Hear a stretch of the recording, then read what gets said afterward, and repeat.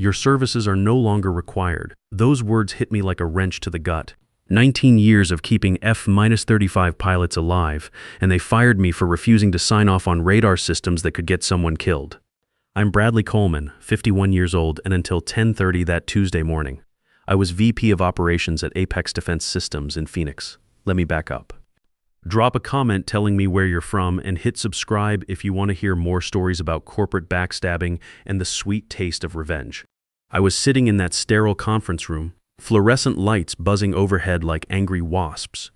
The mahogany table I'd helped select 5 years ago when we moved into the new facility. Around it sat men I'd worked alongside for nearly 2 decades. Men whose kids I'd taught to change oil. Men who'd called me at midnight when critical systems went down at Nellis Air Force Base. But this morning, none of them could meet my eyes, except Rick Hayes. CEO Rick Hayes stared straight at me, his expression blank, but I caught that slight twitch at the corner of his mouth. Satisfaction. "We've decided to restructure the operations division," Rick said with that rehearsed corporate authority.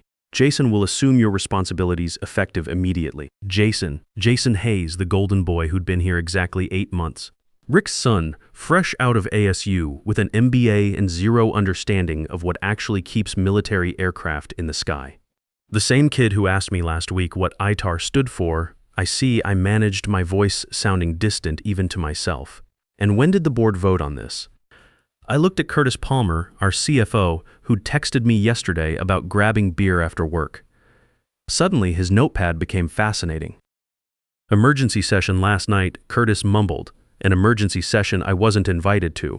They were replacing me with a 29-year-old whose biggest achievement was being born with the right last name. "HR has your separation package ready," Rick said, sliding a manila envelope across the table. "We're not unreasonable, Brad.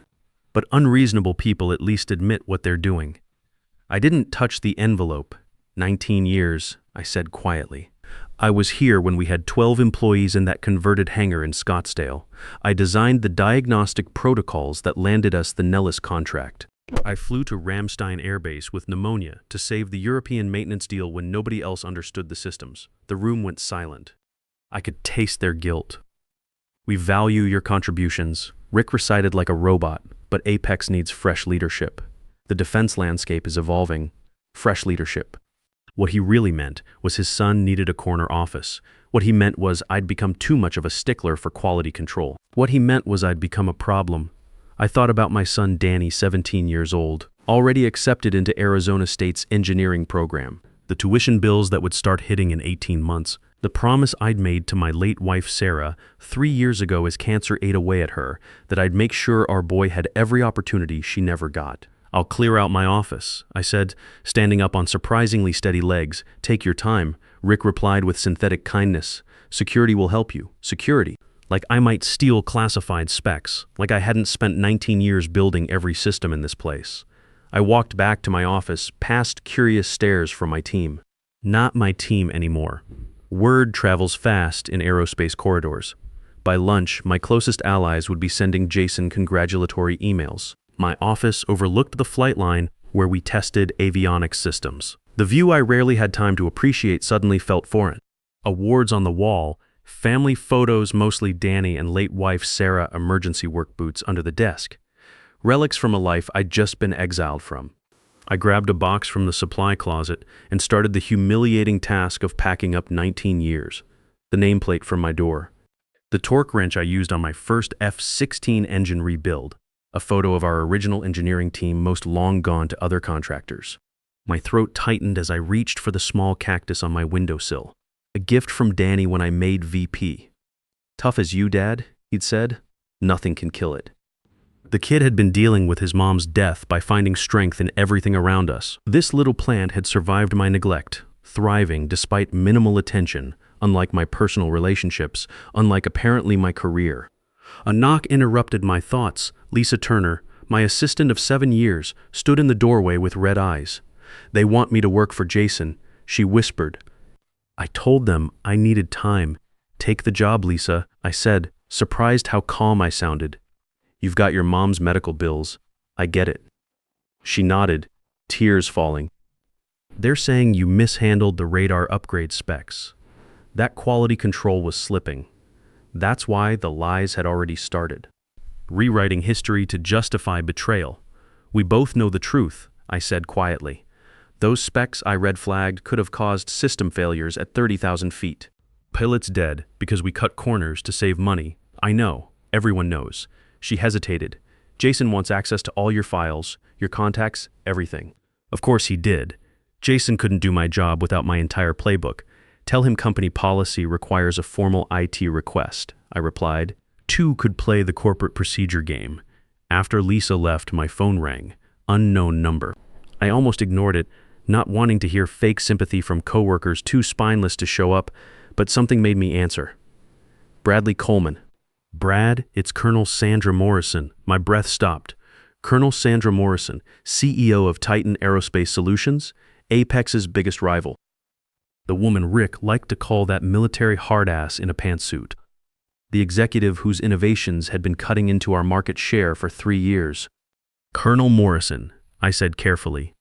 This is unexpected. I'll cut to the chase, she said, her voice sharp but warm. I heard what happened. News travels fast in defense circles. I want to meet today. My mind raced. Meeting with Apex's main competitor on the day I got fired would violate several clauses in my employment contract. But I wasn't employed anymore. Why? I asked. Because Apex just made the stupidest decision in their corporate history, and I want to be the one who benefits. Starbucks on Camelback Road. Come alone and we'll discuss turning this setback into the best opportunity you've ever had. The line went dead. I sat there clutching my phone, looking at the box of my belongings. 19 years reduced to a cardboard container. They thought they could discard me after 2 decades of loyalty. Rick had always underestimated me. He saw me as the dependable workhorse who'd absorb any abuse and keep building better systems. He never recognized that my agreeable nature was a choice, not weakness. I picked up my phone and saved Colonel Morrison's number, then slid the severance package into my bag without opening it. Whatever they offered wouldn't compensate for what they stole. Security arrived. 2 guys I'd personally approved last year. They looked apologetic but determined. Just doing our job, Mr. Coleman, the older one said quietly. I know, Shane, I replied, lifting my box. Everyone was just doing their job. As we walked through the main workspace, conversations stopped and keyboards froze. Some looks were sympathetic, most cautious, a few calculating how my downfall might benefit them. Near the elevator, I spotted Jason standing with 2 board members, already playing the part. His expensive suit couldn't hide his fundamental cluelessness. He nodded at me with practiced solemnity. I should have walked past with dignity. Instead, I paused. Congratulations, Jason, I said loud enough to gather attention. Quick question before I go. What does ITAR stand for? His face went red. The board members looked confused. I'm sure Jason knows all about export regulations, one offered hastily. Of course, I smiled thinly. International Traffic and Arms Regulations.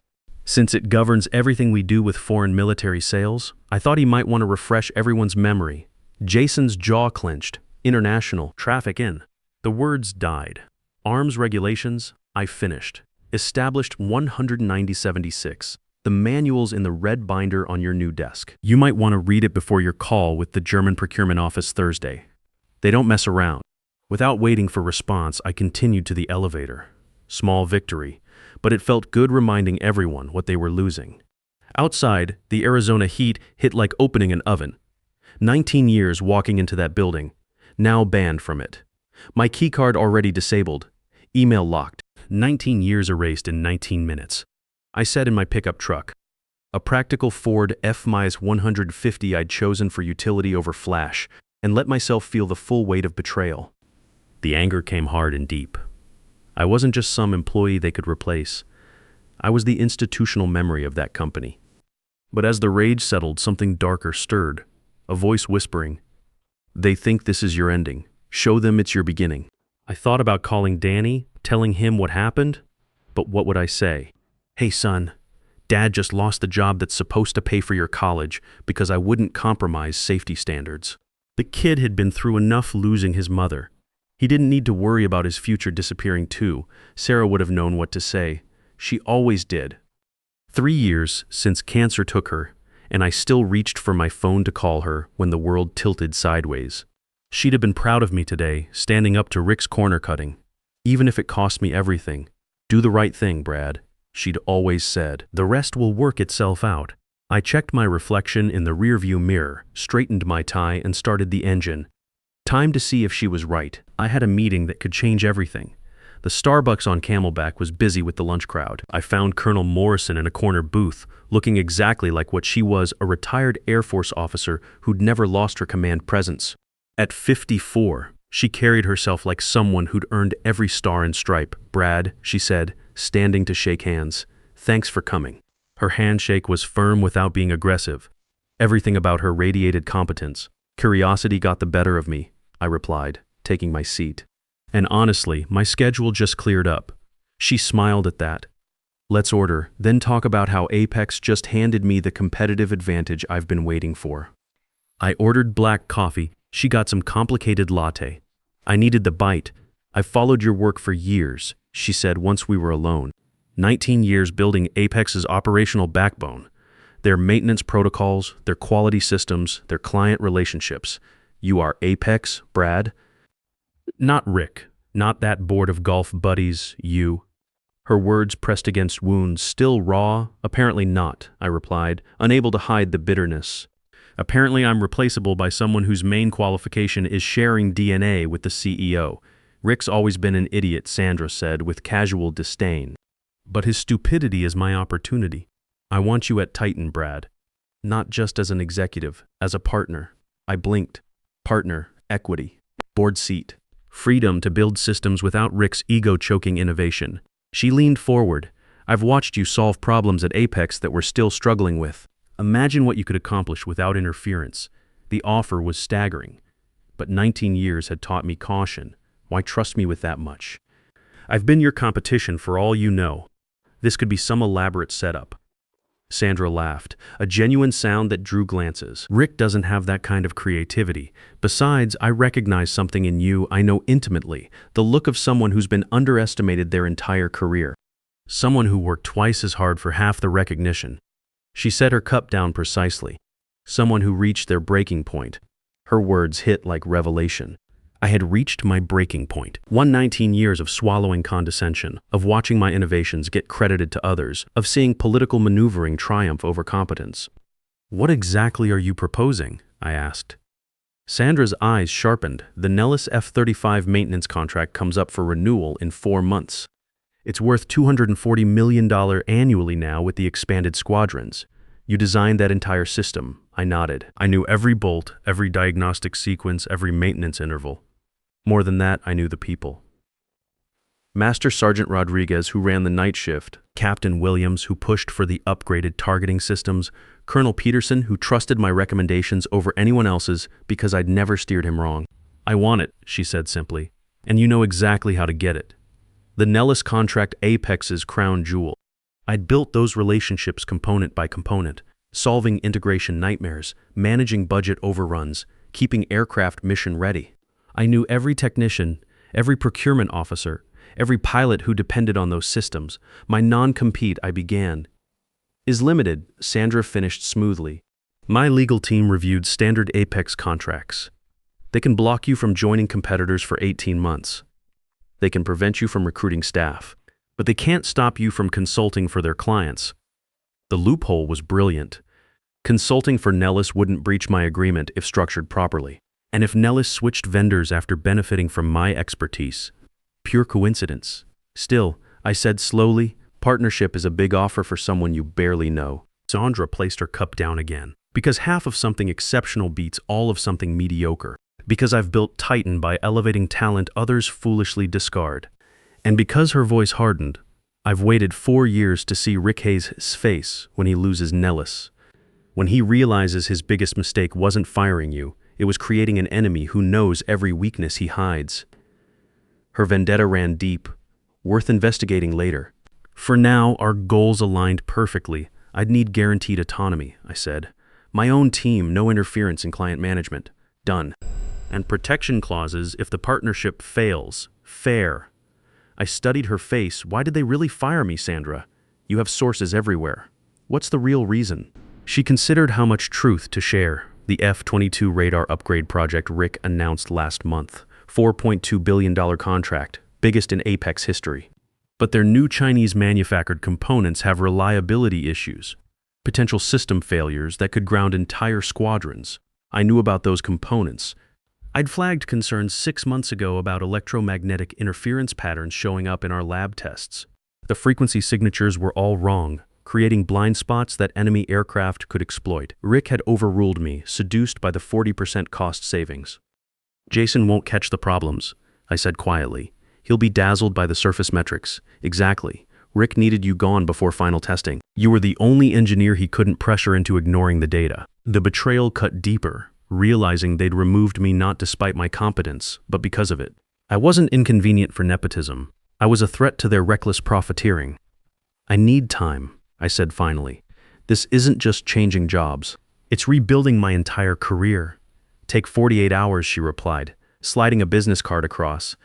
But remember, your value peaks right now, while your insights are sharp and before they lock in the relationships you built. When I left that Starbucks, the desert air felt charged with possibility. My phone buzzed with messages from former colleagues, the brave ones risking contact. I ignored them, driving aimlessly through Phoenix as my mind worked every angle. I eventually stopped at South Mountain Park, the overlook where I sometimes escaped for lunch when the office felt suffocating. The valley spread below Apex's building visible in the distance, its windows reflecting the afternoon sun like a beacon I could no longer reach. My phone rang. Dr. Amanda Cooper, Pentagon Procurement Liaison for the F-35 program. Brad, her voice carried concern. I heard the news. Are you all right? Amanda and I had worked together through 3 contract renewals, solved integration crises, navigated bureaucratic nightmares. More than professional respect, genuine partnership built on mutual trust and shared commitment to keeping pilots safe. Still processing, I admitted. How'd you hear? Rick called personally to assure me nothing would change with service quality. Said his son would personally manage our relationship going forward. Her tone made clear what she thought of that conversation. And what did you tell him? That we'd evaluate all options during the renewal process. She paused. Brad, we chose Apex because of you. Your understanding of our requirements, your transparency when problems arose, your solutions-first approach. Not because of corporate promises. My chest tightened with vindication. Someone understood what I brought to the table. The renewal process starts in 4 months, she continued. We'll be evaluating all vendors. We'd value insights from someone with your unique perspective. It was as direct an invitation as she could ethically offer. I may be available for independent consulting soon, I said carefully. Once I navigate my transition. Excellent. I'll have my assistant reach out next week, she paused. For what it's worth, Brad, their loss is someone else's gain. After we hung up, I watched Apex's building as shadows lengthened. 19 years of my life in that glass structure. 19 years of achievement they thought they could erase.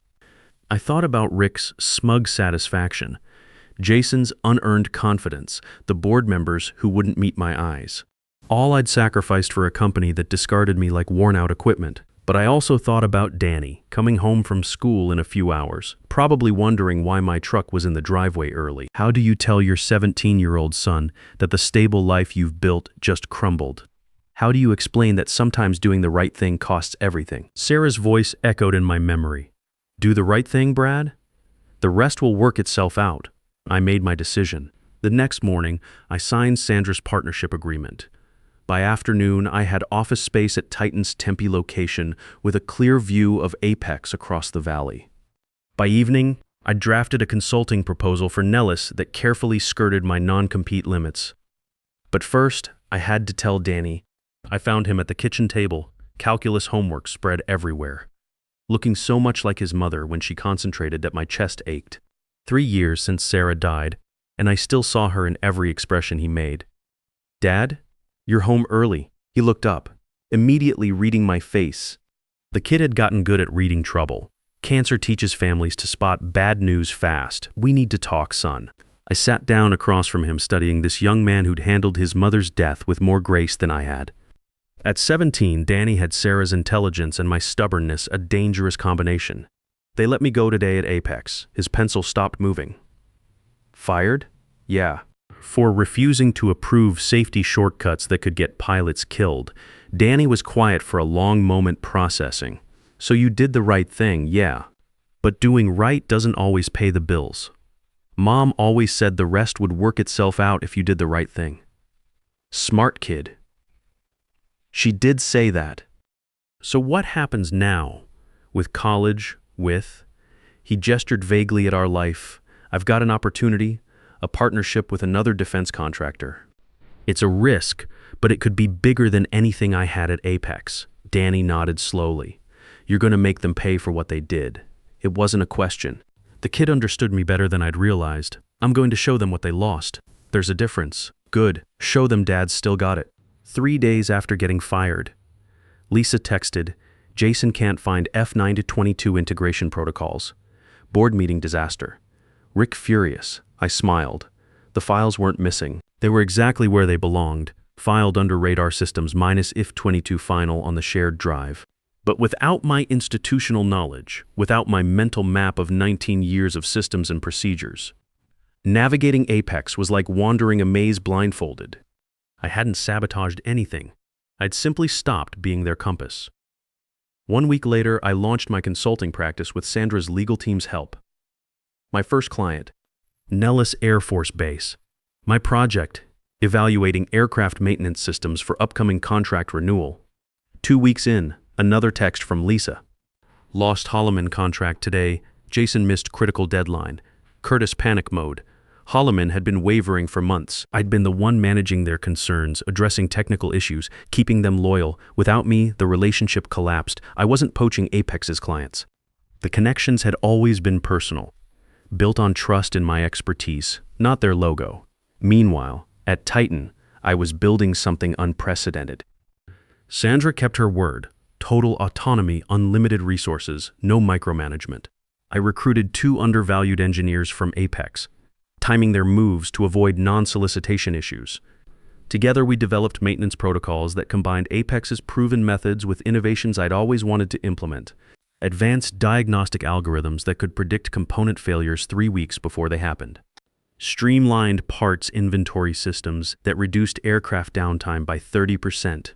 Real-time performance monitoring that gave pilots instant feedback on system health. The results were immediate. By month 2, we'd secured contracts with 2 Air Force bases that had been on Apex's prospect list for years. The Nellis evaluation proceeded perfectly. Each analysis revealed Apex's vulnerabilities under Jason's management. Each comparison highlighted Titan's superior solutions to problems Nellis didn't even know existed. Then came the moment that crystallized everything. I was working late when my phone rang. Unknown number. Bradley Coleman. Brad, it's Rick. My blood froze, then boiled. The audacity. Rick, I said evenly, unexpected. I think we got off on the wrong foot with your transition. The board's been reassessing. We may have been hasty. Hasty, after 19 years. There might be opportunity to bring you back in a senior advisory role. The team misses your institutional knowledge. Translation, they were drowning without me. That's generous, I said, watching Apex's building across the valley. Unfortunately, I'm committed elsewhere now. We can be very competitive with compensation. Whatever you're getting, we'll beat it. I thought about the Titan partnership, the equity, the board seat, none of which Rick could truly offer. It's not about money. Rick never was. Then what do you want? Frustration crept into his voice. What did I want? Revenge had seemed simple at first. Make them suffer, make them regret discarding me. But building something new at Titan, I realized revenge alone wasn't enough. I wanted vindication. I want you to learn, Rick. But you're not capable of that. Don't be childish, Brad. Sometimes business requires hard decisions. Replacing me with Jason wasn't hard, Rick. It was easy. The coward's choice. Now you're facing consequences. His tone sharpened. If this is about Nellis, this is about 19 years I poured into building something meaningful. Something you risked for nepotism and shortcuts. You didn't value what you had. Someone else does. After long silence, he spoke with cold fury. You won't get away with this. Everything I'm doing is legal, Rick. I learned contract law watching you manipulate it for years. This isn't over. Actually, it was over the moment you decided I was disposable. You just didn't know it yet.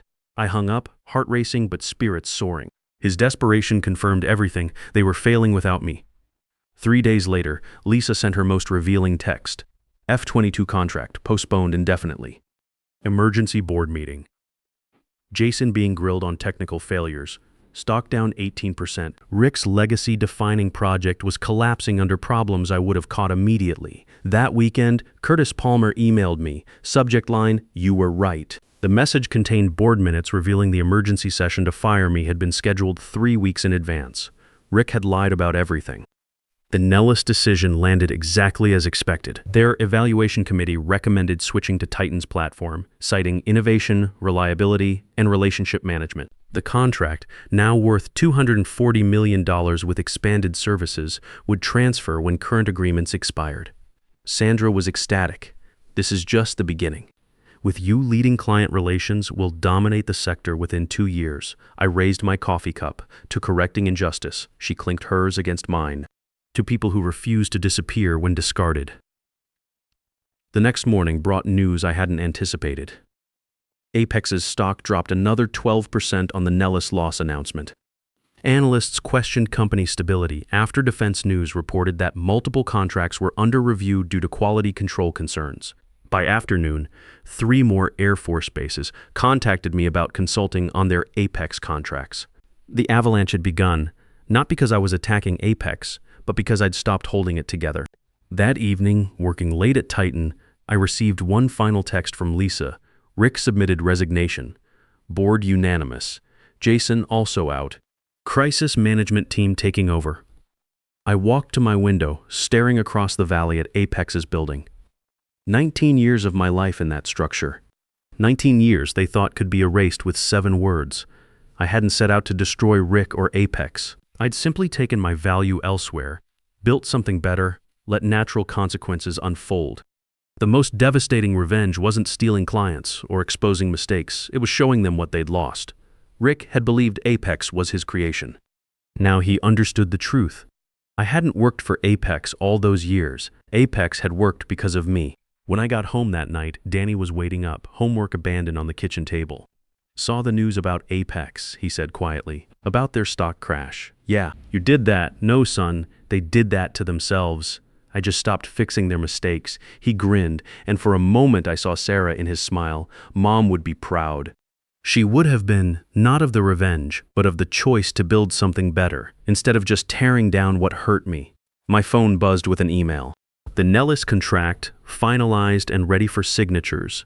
The first victory of many to come. I signed the document and looked at my son, this remarkable young man who'd learned that integrity matters more than comfort, that doing right sometimes costs everything, but it's still worth doing.